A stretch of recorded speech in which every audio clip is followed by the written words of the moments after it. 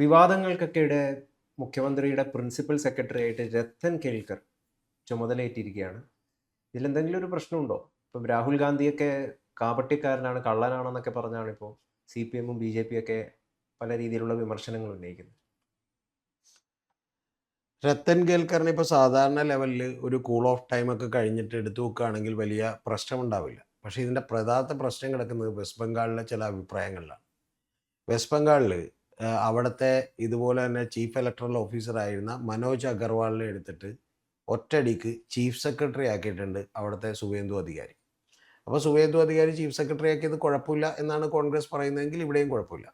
പക്ഷെ അവിടെ കോൺഗ്രസ് പറയുന്നത്, അവിടെ രാഹുൽ ഗാന്ധി പറയുന്നത് the bigger theft will get bigger reward എന്നാണ്. എന്ന് പറഞ്ഞാൽ വലിയ കള്ളന് വലിയ പ്രതിഫലം കിട്ടും എന്നാണ് പറയുന്നത്. അത്തരത്തിലുള്ള പ്രതിഫലമായിട്ട് അതിനെ ചൂണ്ടിക്കാണിക്കുന്ന സമയത്ത് യഥാർത്ഥത്തിൽ അവിടെയുള്ള ബംഗാളിലെ BJPക്ക് പോലും ഒരു വടി കൊടുക്കുന്ന പണിയാണ് ഇവിടെ മുഖ്യമന്ത്രി കാണിച്ചിട്ടുള്ളത്. കാരണം രത്തൻ കേൽക്കർ അല്ലാതെ വേറെ ഏതെങ്കിലും ഉദ്യോഗസ്ഥന പ്രിൻസിപ്പൽ സെക്രട്ടറി ആയിട്ട് കിട്ടുമായിരുന്നു.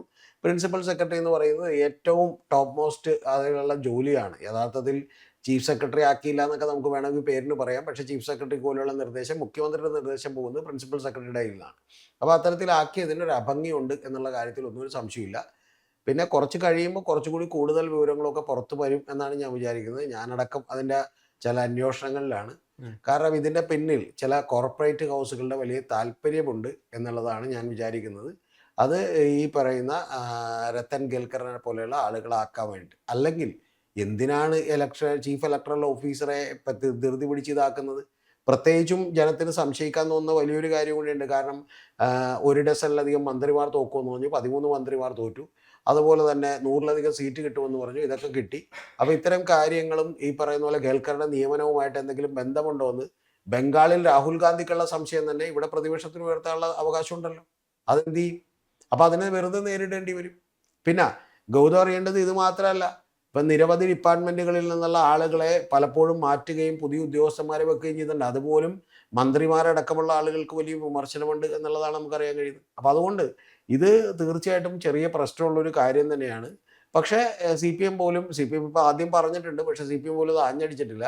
പക്ഷേ ഇത് കുറച്ചുകൂടി കഴിയുമ്പോൾ ഇത് വലിയ തോതിലുള്ള പ്രശ്നങ്ങളിലേക്ക് നീങ്ങും. അതിൻ്റെ ഒരു സൂചന ഞാൻ ഗൗതത്തിന് തന്നാൽ, ഏതാണ്ട് ഇദ്ദേഹം മറ്റേ അദാനിയുടെ ജനറൽ മാനേജറെ കാണാൻ വേണ്ടി നടത്തിയിട്ടുള്ള ചാർട്ടർ ചെയ്ത വിമാനത്തിലെ യാത്രയും, അതുപോലെ തന്നെ മുസ്ലിം ലീഗിൻ്റെ പിന്തുണയും, അതുപോലെ തന്നെ ഈ പറയുന്ന അദ്ദേഹത്തിൻ്റെ മുഖ്യമന്ത്രി സ്ഥാനവും, ആ മുഖ്യമന്ത്രി സ്ഥാനത്തേക്ക് രത്തൻ കേൽക്കർ അദ്ദേഹത്തിൻ്റെ പ്രിൻസിപ്പൽ സെക്രട്ടറി ആയിട്ട് വന്നതൊക്കെ തമ്മിൽ ചില ബന്ധങ്ങളുണ്ടാവും.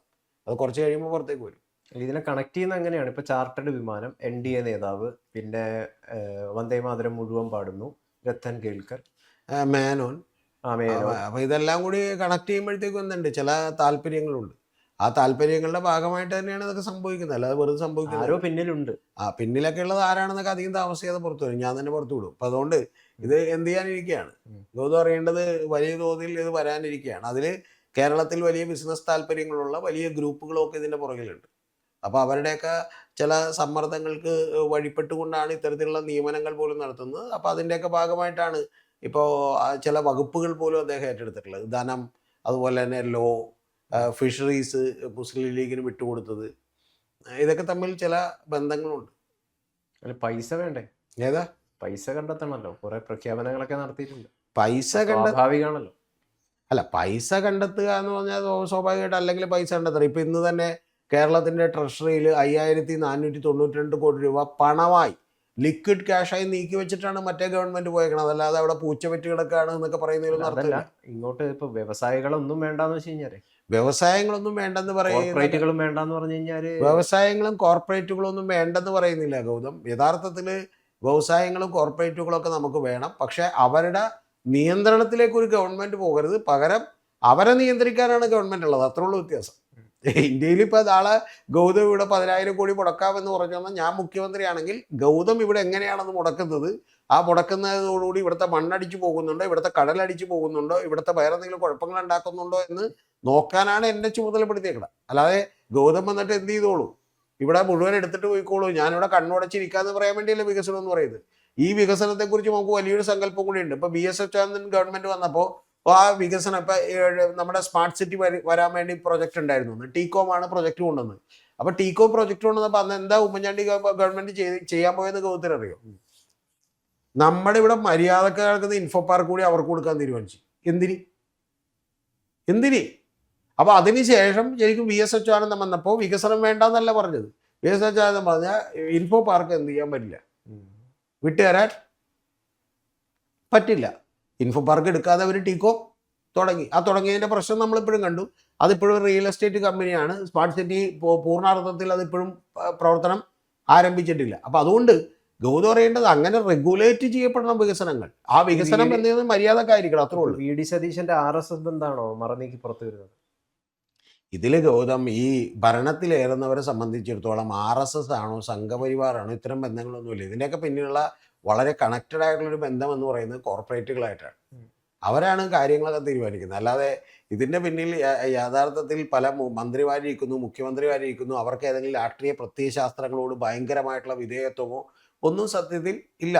അപ്പം അതുകൊണ്ട് അത്തരം ബന്ധങ്ങളാണ്. പിന്നെ സതീശൻ ഇപ്പം ഈ ബന്ധം ഉണ്ടെന്ന് പറയുന്നതിൽ സന്തോഷിക്കുന്നതിൻ്റെ കാര്യം എന്ന് വെച്ചാൽ സതീശൻ മറ്റേന്ന് രക്ഷപ്പെടാമെന്ന് വെച്ചിട്ടാണ് ഇത് മുസ്ലിം ലീഗിൻ്റെയും ജമാഅത്തെ ഇസ്ലാമിയുടെ ഒക്കെ പിടിയിൽ നിന്ന് തൽക്കാലം രക്ഷപ്പെടും. പക്ഷെ ഇവരെല്ലാവരെയും തന്നെ നിയന്ത്രിക്കാൻ ഇതൊക്കെ ശക്തിയുള്ള വേറെ ആളുകൾ ഈ രാജ്യത്തുണ്ട്. അതാണ് കോർപ്പറേറ്റുകൾ എന്ന് പറയുന്നത്.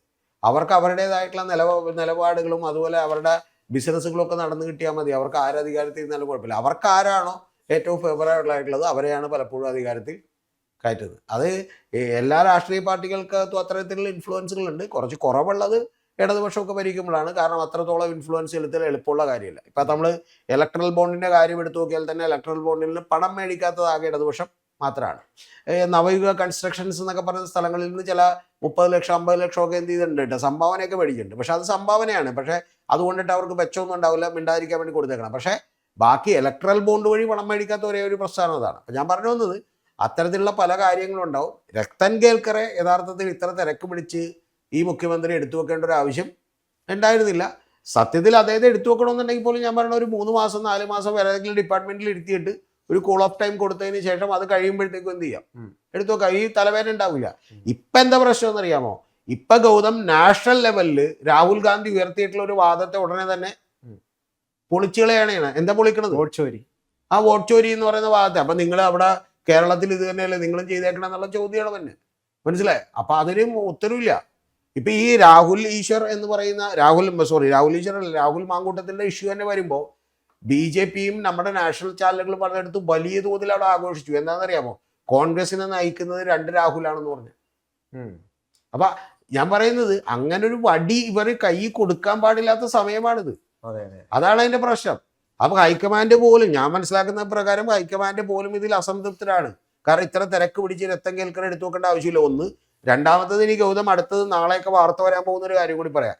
ഇപ്പം കണ്ണൂരുണ്ടായിരുന്ന മറ്റേ കളക്ടർ ഉണ്ടല്ലോ, ഈ നമ്മുടെ മറ്റേ PP ദിവ്യയുടെയൊക്കെ കേസിൽ ഇടപെട്ടിട്ടുള്ള കളക്ടർ, ആ കളക്ടർ അടക്കമുള്ള അരുൺ വിജയൻ തൃശ്ശൂർക്കാരാണ്.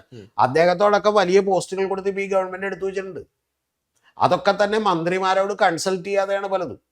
മന്ത്രിമാരായിട്ടുള്ള ആളുകൾ ഇപ്പം ഷിബു ബേബി ജോൺ ആണെങ്കിലും അല്ലെങ്കിൽ റവന്യൂ മന്ത്രി അനിൽകുമാർ ആണെങ്കിലും അനിൽകുമാറോട് പോലും കൺസൾട്ട് ചെയ്യാതെ പൊതുഭരണ വകുപ്പിൽ നിന്ന് മാത്രം ഒരു ഉത്തരവുണ്ടായേക്കാണ്. ആ ഉത്തരവിനെതിരെ ഇനി അടുത്ത ദിവസങ്ങളിൽ വലിയ പ്രതിഷേധമുണ്ടാവും. ആരുടെ ഭാഗത്തുനിന്ന്? നമ്മുടെ ഭാഗത്തുനിന്നോ പ്രതിപക്ഷത്തിൻ്റെ ഭാഗത്തുനിന്നോ അല്ല, മന്ത്രിമാരുടെ ഭാഗത്തുനിന്ന് ഉണ്ടാവും. അപ്പം അതുകൊണ്ട് ചില ആദ്യം കയ്യടികൾക്ക് വേണ്ടി നല്ല തീരുമാനങ്ങൾ എടുത്തിരുന്നു. അതൊക്കെ ശരിയായ കാര്യം തന്നെ, ഹെഡ്ലൈനൊക്കെ പിടിച്ചു പറ്റാൻ പറ്റുന്നൊരു കാര്യമാണ്. പക്ഷേ ദ റിയൽ എന്താണ് ടഫ് ടൈം അഹെഡാണ് ഇനി, ഒരു സംശയമില്ല ആ കാര്യത്തിൽ. അപ്പോൾ അതുകൊണ്ട് ഇത് ചെയ്തിട്ടുണ്ടെങ്കിൽ ബംഗാളിൽ ശരിക്കും മറ്റേ വലിയ കള്ളന് വലിയ പ്രതിഫലം കിട്ടും എന്ന് പറയുന്ന ഒരു വാചകത്തെ തന്നെ അസാധുവാക്കാൻ പോകുന്ന, അല്ലെങ്കിൽ അതിനെ തന്നെ ഒന്ന് മൈൽഡാക്കാൻ പോകുന്ന ഒരു പരിപാടിയായി പോയി എന്നുള്ള കാര്യത്തിൽ ഒരു സംശയവും